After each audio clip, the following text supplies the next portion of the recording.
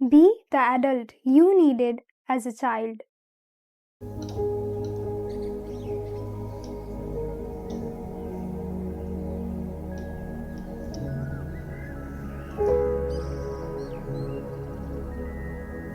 तपाईँ ठुलो भएर के बन्ने? तपाईँको लाइफको गोल वा एम के हो र? यस्तो क्वेसनहरू हामी सबैले नै सुनेको छौँ होला र मलाई नै सोध्नुहुन्थ्यो र यही क्वेसनको एन्सर खोज्दा नै जब मैले ब्याचलर लेभलमा कुन सब्जेक्ट पढ्ने भनेर डिसिजन गर्नुपर्ने थियो त्यतिखेर मैले न्युट्रिसनको बारेमा थाहा पाएँ र त्यतिखेर सबैभन्दा पहिला चाहिँ मैले न्युट्रिसनको बारेमा स्टडी गरेँ के हुँदो रहेछ, यसमा के पढ्नुपर्ने रहेछ भनेर स्टडी गरेँ र एकचोटि यो सबै कुरा बुझिसकेपछि चाहिँ मलाई यो सब्जेक्ट एकदमै धेरै मन पर्यो र म यो चाहिँ यही पढ्ने भनेर फाइनल गरेँ। र मेरो ब्याचलर लाइफको मेन गोल चाहिँ के थियो भन्दाखेरि यो ब्याचलर लाइफमा मैले होलिस्टिक वेलबिङ र लङ्जिभिटीको बारेमा इन डेप्थमा जति धेरै सक्दो हुन्छ त्यति धेरै मजाले पढ्नेछु, बुझ्नेछु र सबैभन्दा पहिला चाहिँ आफूमाथि एप्लाई गर्नेछु आफ्नो बडीलाई बुझेर होइन, यसलाई के चाहिने रहेछ, यसलाई कसरी हेल्दी बनाउन सकिन्छ भनेर बुझेर आफूमाथि बिस्तारै बिस्तारै एप्लाई गर्ने र आफ्नो फ्यामिलीमा एप्लाई गर्ने र पछि गएर चाहिँ आफ्नो नलेजहरू वर्ल्डलाई पनि सेयर गर्ने।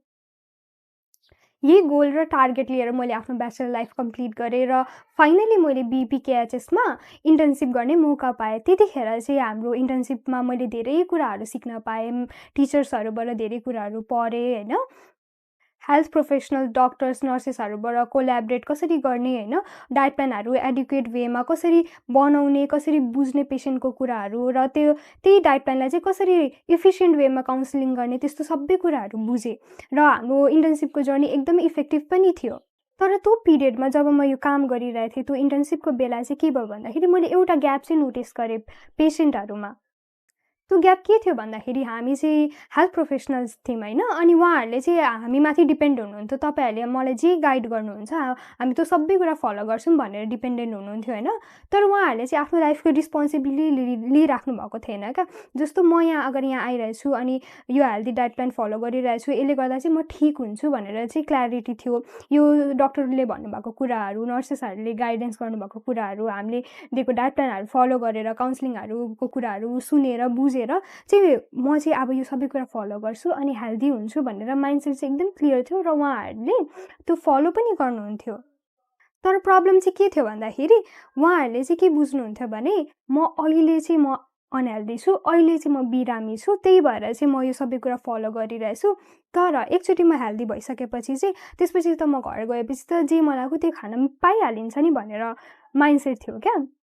उहाँहरू के अनहेल्दी लाइफस्टाइलकै कारणले आज चाहिँ यो डिजिज भएको रहेछ मलाई र यो डिजिजलाई अभोइड गर्नलाई चाहिँ मैले आफ्नो बडीको बारेमा मजाले बुझ्नुपर्ने रहेछ। अगर मलाई कुनै कुरा गर्नु भनिराख्नु भएको छ या पर्टिकुलर डाइट नै फलो गर्न भनिराख्नु भएको छ भने त्यो डाइट चाहिँ किन एक्ज्याक्टली मैले फलो गर्नुपर्ने हो त भनेर क्वेसन नै गर्नु हुँदैन थियो। हामी यस्तो खानु है भनेर भन्दाखेरि हुन्छ हुन्छ ए हो यस्तो खानुपर्ने रहेछ ल म खान्छु भनेर चाहिँ भन्नुहुन्थ्यो।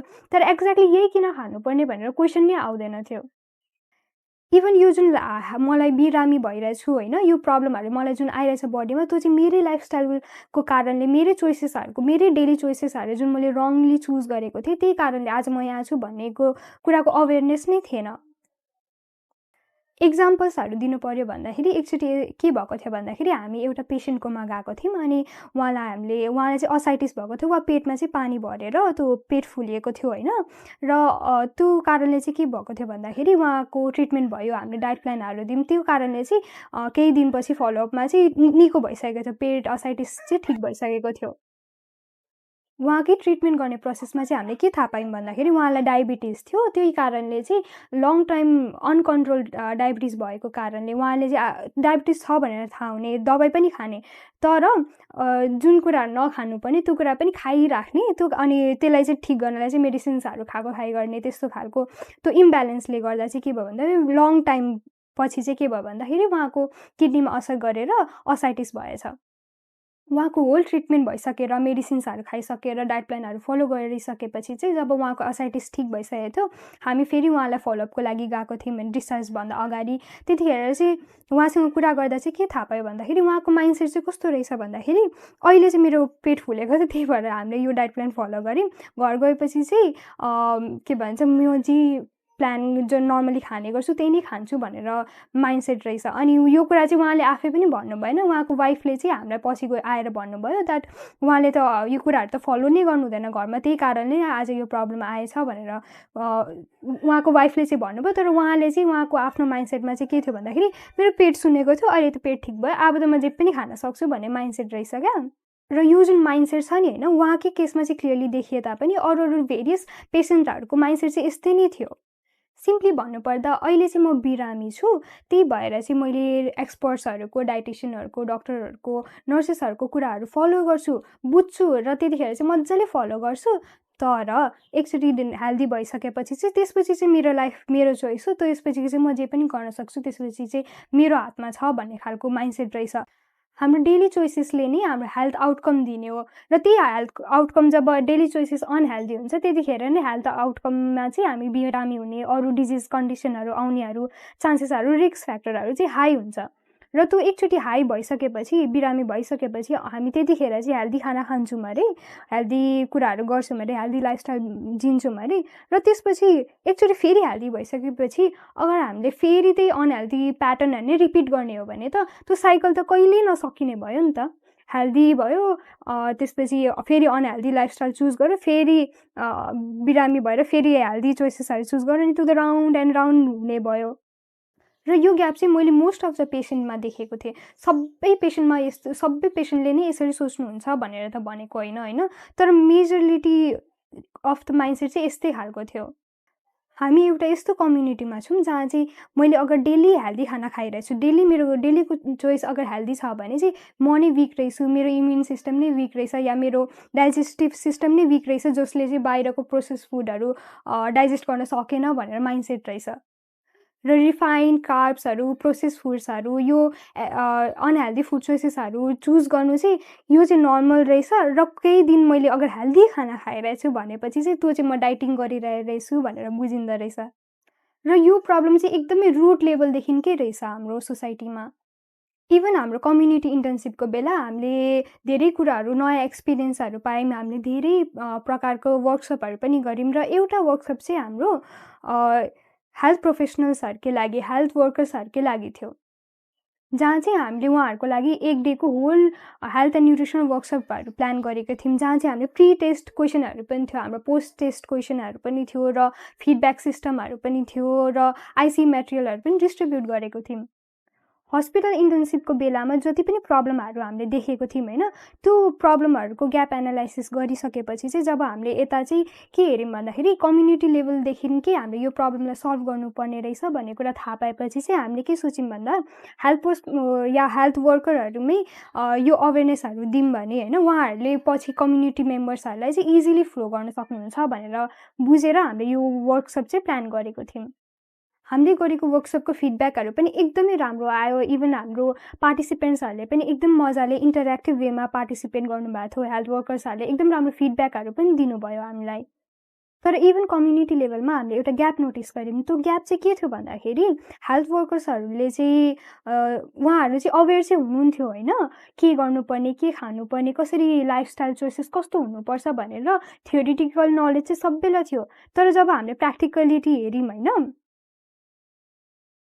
उहाँहरूले चाहिँ त्यो कुराहरू कतिको लेभलसम्म चाहिँ फलो गर्नुहुन्छ भनेर टेस्ट नै गरेको थियौँ। त्यो फलो अपहरू हेर्दाखेरि चाहिँ के थाहा पायौँ भन्दाखेरि त्यो होल वर्कसपको डाटाहरू एनालाइज गर्दा चाहिँ 70% अफ हेल्थ वर्कर्स चाहिँ ओबिस क्याटेगोरीमा आउनुभयो या ओभरवेट क्याटेगोरीमा आउनुभयो। हामीले सबै हेल्थ वर्करहरूसँग इन्टरेक्टिभ डिस्कसनहरू गरेर होइन, फिडब्याकहरू लिएपछि चाहिँ हामीले के कन्क्लुजन निकाल्यौँ भन्दाखेरि यो सबै जुन हाम्रो प्रब्लमहरू छ त्यो के छ भन्दाखेरि अवेरनेस त छ, तर त्यो अवेरनेस चाहिँ एकदमै डिप लेभलसम्म चाहिँ आएको रहेछ। किनभने हाम्रो नर्मल प्र्याक्टिकल लाइफमा चाहिँ ब्यारियर्सहरू हुन्छ क्या। हामीले हेल्दी कुरालाई एक्सनमा खानलाई त त्यो एक्सेसेबल हुनु पऱ्यो, इजी एक्सेस भएन भने चाहिँ एफोर्ड लगाउनु पऱ्यो। त्यो एफोर्ड लगाउनु भन्दा त बरु त्यो इजी एक्सेसमा हामी प्याकेज फुड नै खान इजियर हुन्छ नि त। मेन प्रब्लम चाहिँ त्यो रहेछ, एक्सेसिबिलिटीको प्रब्लमहरू रहेछ।